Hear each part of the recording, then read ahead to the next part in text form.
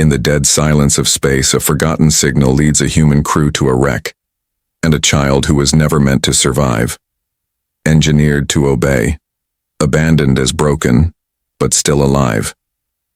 Now, hunted by the ones who made her, she holds a secret, powerful enough to shake empires. One ship, one girl, one choice. Surrender her, or fight for her freedom. What they don't know is, she's not just a survivor. She's the spark of a rebellion. If you are new here, then please subscribe this channel and show thumbs up by liking the video. Now let's move to this wonderful story. The stars looked still that night. Space stretched like a black sea, silent and endless. Somewhere far from any known planet, the ship Beacon Wind drifted slowly through a quiet part of the galaxy. The crew had picked up a signal, weak, broken, almost like a whisper. Commander Dalen Reeves stood on the bridge, staring at the flickering screen in front of him. He didn't like ghosts. Signals with no source always meant one thing: trouble. He was a man who had seen too many things go wrong in deep space. But this signal was different. It was old, but something in the pattern of it made his gut twist. "It's still transmitting," he said softly. "That means someone or something wants to be found." Officer Lyra Connell glanced over her shoulder. She was younger than Dalen, sharper in her instincts and quick with doubts. "It could be a trap, could be pirates or worse. Or it could be someone in trouble," Dalen replied. The ship moved in closer to the source. Through the view window, the crew saw what was left of an alien shuttle.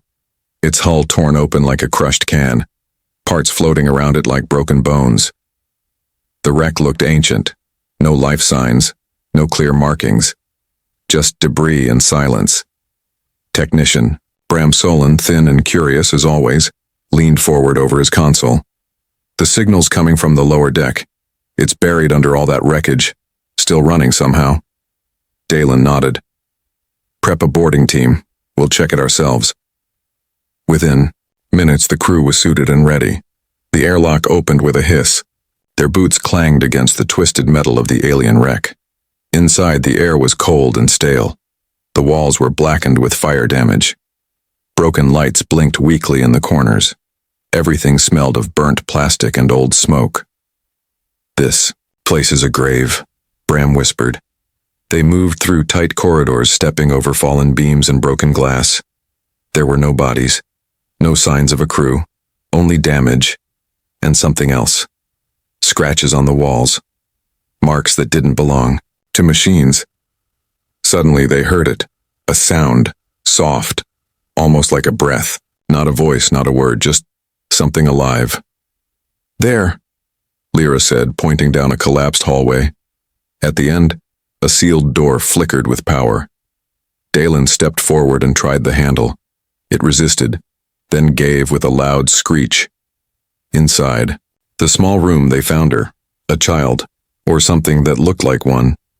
She was curled in the corner, hidden beneath a sheet of metal. Her skin was gray, smooth, with thin blue lines running under it, glowing faintly like tiny rivers. She looked maybe 10 years old in human terms. Her clothes were torn. Her leg was twisted badly. Blood, thick and dark, covered her small hands. Dalen knelt. "It's okay. You're safe now." The girl didn't answer. Her eyes, wide and bright, stared at him in fear. When he moved closer, she tried to crawl away, dragging her broken leg with her. "Don't move," Lyra said gently. "You're hurt." They wrapped her in a heat blanket and carried her back to the Beacon Wind. As the airlock closed behind them, the ship's comm system crackled. An audio file had been triggered. An old recording from the wreck. A voice played. "Cold, robotic, alien, unit defective. Remove from crew, leave her, she's worthless." The room went still. Lyra looked at Dalen. "They left her on purpose." Dalen clenched his jaw. "She's a child." Bram shifted nervously. "Or something that looks like one. We don't know what she is. She might be dangerous." "She's breathing," Dalen said. "She's scared. That's enough for me." They laid her on the medical table. The ship's medical system ran a scan. Unknown implants detected, it said. Biological and mechanical fusion, not standard for known species. Her eyes opened again, confused, afraid. Do you understand us? Lyra asked. Still, the girl didn't speak. Suddenly, the ship's alarm blared. Unidentified vessel approaching, the system warned. No transponder, stealth class, no response to hails. The girl sat up, her breathing faster. She reached for Dalen's sleeve with surprising strength. They're coming, she whispered. Her voice was dry, weak. Who's coming? Bram asked. She said nothing more. She just pulled the blanket closer and looked out the window. The dark shape of a ship hovered just beyond their scanner's reach, not moving, not answering. Just watching. This is bad, Lyra murmured. She's not just some lost kid, Bram said. She's bait, or worse. Dalen didn't speak right away. He looked at the girl, her face pale and tired, her eyes staring into the dark. We don't leave people behind, he said. No one argued. Not this time. Outside, the silent ship waited. Inside, the crew watched over the girl, alone, broken and unwanted by her own. And deep in the cold of space, something else watched too. Something patient, something dangerous. But in that moment, the only thing that mattered was this. The girl was alive, and Commander Dalen Reeve had made a promise. They would not let her die. The med bay on the Beacon Wind was quiet except for the soft hum of scanning machines. The girl lay still on the medical bed, wrapped in a thermal blanket. Her small hands clutched the edge tightly, as if letting go would mean falling into some dark place she didn't want to return to. Her pale gray skin glowed faintly under the lights, the thin blue lines beneath it pulsing with a rhythm that didn't quite match a human heartbeat. Medic Juna Terrell stood over her, arms crossed, staring at the latest scan results. She had seen a lot in her years of treating deep space injuries, radiation sickness, alien venom, bone fractures from zero-gravity collisions, but nothing like this. The child's body was a strange mix of organic and synthetic. Tiny threads of metal laced through her muscles. Small nodes were attached to her spine. They weren't healing tools, they weren't medicine. They were something else entirely. She's not just hurt, Juna said quietly. She's been altered. Commander Dalen Reeve stood at the foot of the bed, watching the girl breathe. How badly? Juna pointed to the screen. There are implants in her nervous system, not just sensors, interfaces. They're linked directly to her brain. Someone built her to respond to commands, not just survive. Dalen frowned. You're saying she's not a person? No, Juna said. Quickly, I'm saying someone tried to turn her into something else, but she's still alive, still thinking. That means something broke free. Officer Lyra Connell stepped into the room. Her face was pale. We've tried to reach the stealth ship. Again. Still no response. It's just sitting out there. Dalen didn't look away from the girl. It's waiting. For her? Lyra asked. Juna nodded. There's a timer in her chest or something like it. I noticed a strange pulse in her data stream, like a clock ticking down. We haven't triggered anything yet, but I don't like it. The girl stirred. Her eyes fluttered open. For a second, she looked around like she didn't know where she was. Then her gaze locked on Dalen. Her eyes weren't just frightened. They were calculating, like she was trying to decide if she could trust him. Dalen knelt beside her. Hey, you're safe. We're not going to hurt you, she didn't answer. Do you know your name? He asked gently. Still nothing. Lyra stepped forward, voice softer now. Can you understand us? The girl turned her head slightly. Her lips parted, but no sound came out. Then, almost too quietly to hear, she said, Riven. Lyra leaned closer. Your name is Riven? The girl nodded once. Dalen smiled. Thank you, Riven, that helps. Riven looked down at her hands, flexing her fingers slowly. They said I didn't need a name, just a number. But I remembered one, I kept it just in case. Juna stepped forward. Riven? Can you tell us who hurt you? Riven didn't answer right away. Her eyes drifted to the ceiling. They said we were broken, that we asked too many questions, so they left us behind. Lyra frowned. There were others? Not anymore, Riven whispered. Suddenly, alarms echoed through the ship. Red lights flashed on the walls. Unknown signal detected, the ship's AI said. Encrypted. Targeting subject. Dalen stood. Trace it. It's not coming from the stealth ship, Lyra said from the console. It's coming from her. Riven sat up, grabbing the sides of the bed. No, she said, her voice rising slightly. They found me. I didn't mean to. It's... Okay, Juna said quickly. You're not alone anymore. But Riven was shaking. You don't understand. They don't stop, they watch, they wait. And when they come, there's no escape. What do they want? Dalen asked. Riven's voice dropped. Control. The crew stood in silence, each one trying to grasp what that meant. Dalen turned, back to Juna. Can we shut down whatever's in her? Juna shook her head. Not without killing her. These implants, they're tied to her survival systems now. Removing them would be like tearing out a nerve. Lyra looked out the window at the motionless ship beyond the stars. Then we have to find another way. Riven looked up again, her eyes clearer now. They made me to follow orders, to never speak, never feel. But something broke during the crash. The voices, those signals, they're still there, but they don't control me anymore. Can you stop them? Dalen asked. No, she said. But I can hear them. I know their patterns, their codes. If I focus, I can block some of it. Juna stepped back, stunned. You're resisting them? I'm trying. Dalen's eyes narrowed. Then you're stronger than they thought. Riven didn't reply. She simply lowered her head, eyes drifting shut again. Outside, the stars flickered. The enemy was still waiting. And inside, the crew of the Beacon Wind realized they weren't just protecting a child. They were protecting something far more dangerous. A life that was never meant to choose. The silence on the Beacon Wind had changed. It was no longer the quiet of deep space, but something heavier, like everyone was holding their breath. The crew worked without music, without chatter. No one said it out loud, but they all felt it. Something was coming. And it was coming for Riven. In the engine room, she sat alone on a crate watching the blue glow from her hands. The light under her skin pulsed faster now, not because of fear, but because of the signal pressing in on her. She could feel it.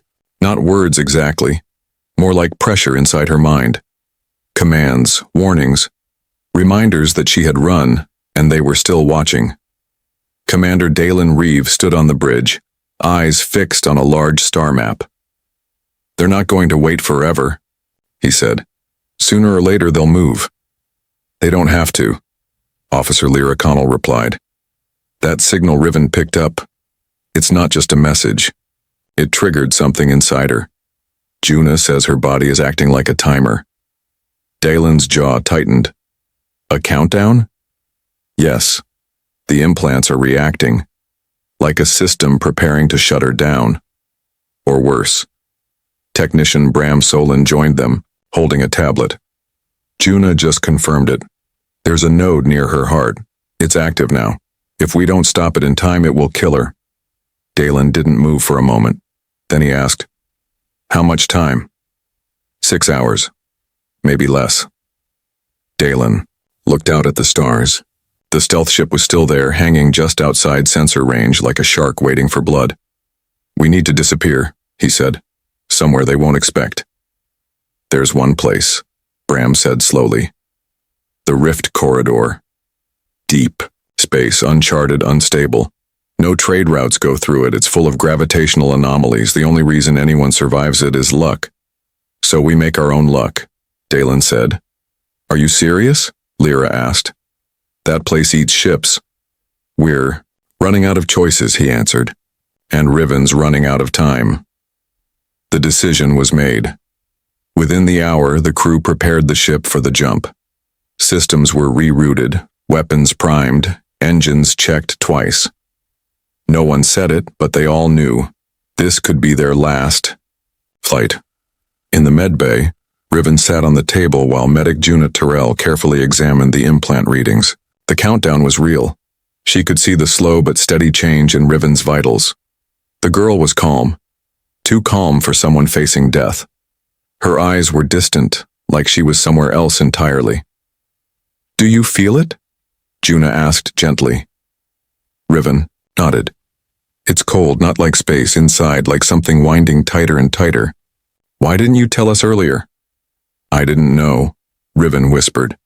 "They used to say it to scare us, that if we ever left, a clock would start. We thought it was just a threat. I never believed it was real until now."